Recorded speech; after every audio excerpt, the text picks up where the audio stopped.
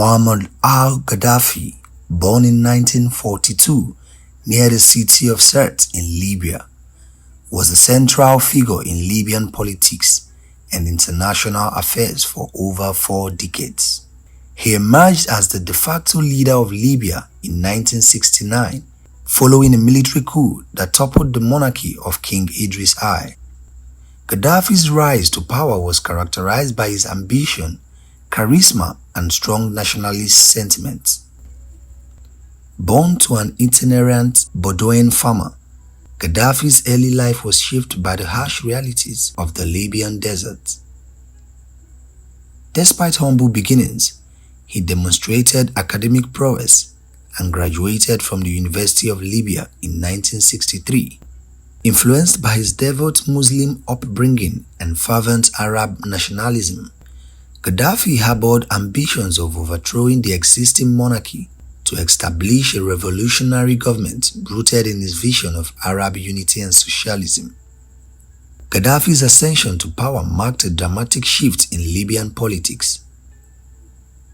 He quickly consolidated control, assuming the role of commander-in-chief of the armed forces and chairman of Libya's new governing body, the Revolutionary Command Council. Under his leadership, Libya embarked on a path of radical transformation, guided by Gaddafi's ideology encapsulated in his magnum opus, the Green Book. This ideological framework advocated for a unique blend of socialism, populism, and direct democracy, emphasizing the primacy of the people and the state over individual interests. Throughout his tenure, Gaddafi pursued an assertive foreign policy agenda often at odds with Western powers. He expelled foreign military bases from Libyan soil, nationalized key industries, and championed causes such as Palestinian liberation and African unity. Gaddafi's support for revolutionary movements extended beyond Libya's border, with his government providing backing to various groups worldwide, including the Black Panther in the United States and the Irish Republic Army in Northern Ireland. However, Gaddafi's international standing was marred by controversy and confrontation. His regime was implicated in numerous incidents of state-sponsored terrorism, including the bombing of a civilian airliner over Lochaber, Scotland in 1988. These actions led to sanctions and isolation from the international community, further exacerbating tensions with Western powers, particularly the United States.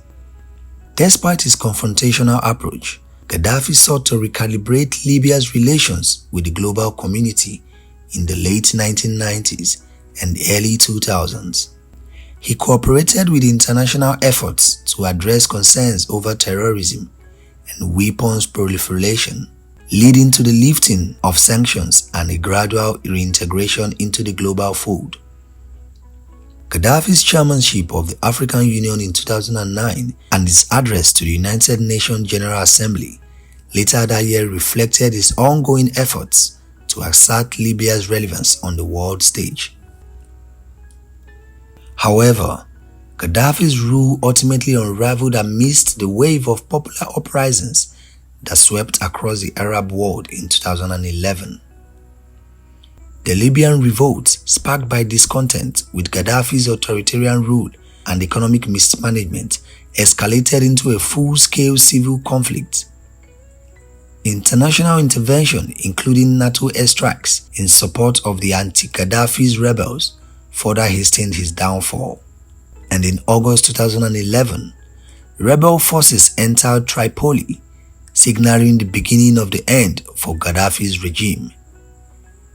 Despite defiant rhetoric and sporadic resistance, his grip on power rapidly eroded. Gaddafi's final stand came in his hometown of Sirte, where he was captured and killed by rebel forces on October 20, 2011, marking the dramatic conclusion of his tumultuous reign and the end of an era in Libyan history.